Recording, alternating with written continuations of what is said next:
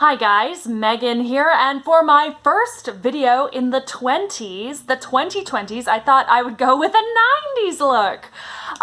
Anyways, that's not what I'm here to talk about. What I'm here to talk about is the 2019 Little Women by Greta Gerwig. Spoiler alert, I loved it. I really loved it, and that's saying something. I wasn't expecting to love this because this is the third version of Little Women that has come out in the last 2 years. And so I saw the trailer a while ago and I thought, okay, this is probably going to at least match the 1994 and 2017 Little Women's. And if you want to see my video on that, I'll link that below. So I thought it would at least match those, but when I saw it, it blew those two other versions out of the water. This is my favorite version of Little Women. I cried, I laughed, it was beautiful, it was amazing. So as I talk about Little Women in this video, there will be spoilers for the book and the movie. So Greta Gerwig, the screenwriter and director, she approached this movie in a very smart, innovative way. Instead of having the narrative just be told in a chronological order like the book, like countless other adaptations of Little Women, and instead of framing the narrative with Jo being in New York as the Broadway version does, she instead takes the first half of the novel and splices it into the second half of the novel so that we seamlessly go back and forth. This means that there isn't a big 4-year gap in the middle. It means that there are wonderful comparisons between things that happen in the second half of the book, such as when Beth is ill, with the first half of the book when Beth was ill the first time. So although this is a seamless and gradual telling of the story instead of having that 4-year gap, it is rapid fire. We go at breakneck speed. She has all these famous lines that we all know off by heart. They're just thrown in there super fast, just like how we talk in real life. We don't announce our lines. We throw them away. We yell over each other, we mutter them. So it's so naturalistic. This dialogue is ultra naturalistic and I love it.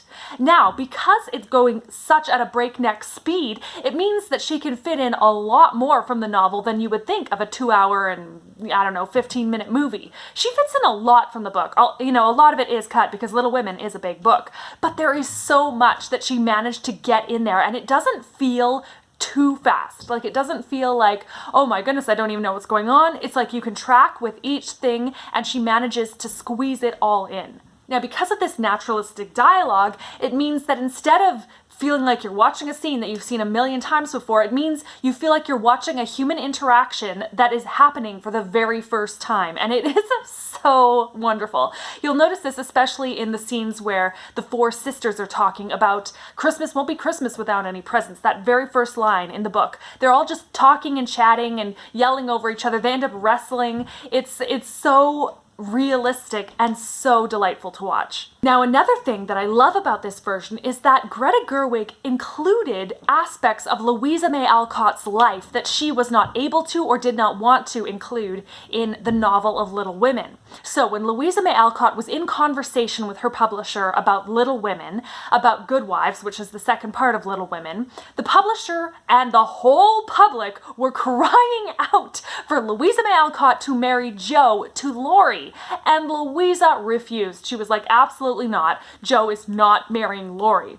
But she compromised. Her publisher, the public wanted this, so she compromised. Instead of having Jo remain single and become a successful author as she wanted to do, that was her happy ending that she wanted to give to Jo. Instead of doing that, she invented Professor Bear and she had her marry Professor Bear. This is so interesting because I wondered from watching the trailer, there was no Professor Bear in the trailer. I almost wondered if they were going to go with that ending and just cut Professor Bear completely out. They did not do this, but what they did is that they show her kind of going back and forth with her editor about like, no, she's not going to marry Professor Bear. And he's like, come on, that's what everyone wants. And she's like, okay, fine, she'll marry Professor Bear. So it's this similar pulling from Louisa May Alcott's real life. Another similarity with Louisa May Alcott's real life that Greta Gerwig pulled in is related to publishing again. So Louisa had submitted her first 12 chapters to her publisher. Her publisher said, this isn't that good. She said, I know, I don't really think it's that interesting either. It's pretty boring in my opinion. He gave it to his niece. His niece loved it. And his niece, a young girl, was the target audience of the book. So they thought, okay, we'll keep going with this project. Similar thing happens in this movie. She submits to him her manuscript, or the first part of her manuscript. The publisher's not impressed. Ends up his daughters are reading it, and they're like, we love this! Like, tell us what's gonna happen next! And so he pursues getting this book published with Jo. So, oh my goodness, it's just so good. I loved seeing these things pulled in to Little Women, which aren't in there, but which are in Louisa May Alcott's life. And Little Women is based on her life. It's not all exactly like her life, but a lot of it is. So I just read Little Women as part of the Louisa May Alcott 2020 read-along, hashtag Louisa May 2020. You're all welcome to join us. We just read Little Women in December, so it's fresh in my mind. I mean, I've read it countless times, but just to reread it again. And then in November, we read Eden's Outcasts by John Madison, so I was extra familiar with Louisa May Alcott's life. So it was so cool to see all these details pulled in. So I'm gushing, I know, but now I'm gonna gush about the four Little Women and Laurie. I don't have time to gush about everything else, so I'm just gonna pick those things. So let's talk about Saoirse Ronan as Jo. Now, Saoirse Ronan is a great actor. I haven't seen her in a whole lot actually, but what I have seen her in, like Brooklyn, she's amazing. And so I was wondering how she would be as Jo, because she doesn't really look like the typical Jo. And I like that, because as a redhead, like people don't look at me and go, oh, you look like Jo. They look at me and they think, oh, another classic heroine. Hint, hint, nudge, nudge, Anne of Green Gables, which is great. I love that, but I also want to play Jo. I want it all. So, seeing her play Jo, she was great. She was so naturalistic. She wasn't overboard with, look, I'm a tomboy, I want to be a man. Like, she was, she had this fierceness about her. She had dignity, but she had this freedom about her too, and this purpose and this energy, which I thought was great. So I loved watching her as Jo. Excellent job. Yeah, Saoirse Ronan's Jo had the passion, had the purpose, had the vulnerability of Jo, and she wasn't all about anger. There are some other portrayals, such as in the modern retelling version of Little Women that came out in 2018, where she is mainly angry. She's just angry, and that's her defining characteristic, and it makes you go, how would Laurie or Professor Bhaer even like her when she's so angry all the time?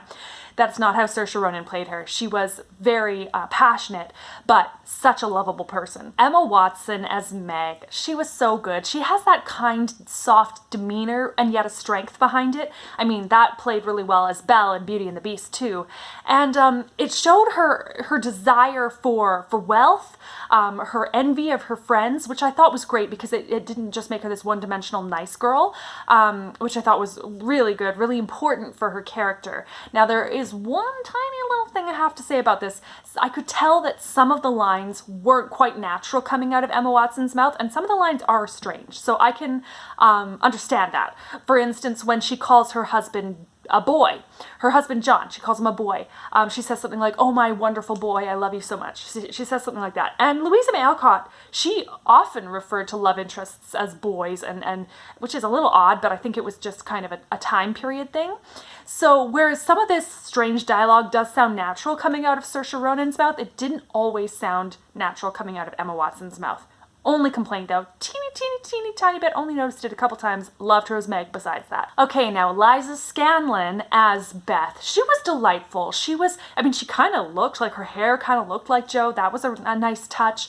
She was so sweet and kind and calm, and yet she could have fun too. So in the Pickwick Society scene when they're all dressed as men, she has a pipe in her mouth just like Amy, and she clinks her pipe with Amy. And it's so funny because sometimes it's easy to play like Beth, like super shy and boring, and she has no personality, whereas that was not the case for this. There was personality in Eliza Scanlon's Beth.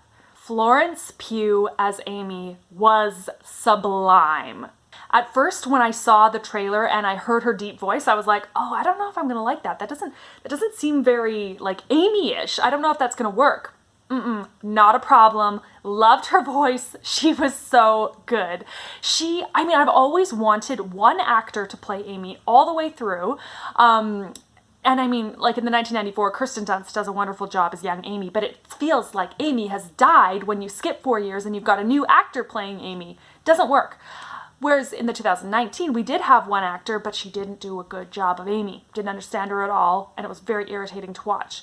This Amy, Florence Pugh's Amy, she understood her. She was hilarious. She was lovable. She was a petulant little girl who grew up into a graceful, wonderful woman who didn't take any crap from Laurie and who called him on all his stuff. She was great. I loved her. The arc of her character was so well developed, and she got so much screen time. I absolutely loved it. The only thing is that she almost seemed like more of a main character than Jo, which is, I think this is the only time I have ever seen this. And yet, I don't think I would change anything about it. I loved it so much. I wouldn't lessen Amy at all. I mean, of course I would want to add more to this because I could always use more of this version of Little Women, and yet the length of it was good and the pacing of it was good, so I wouldn't want to change that either. Timothée Chalamet as Laurie. I have finally seen Theodore Lawrence come to life on the screen.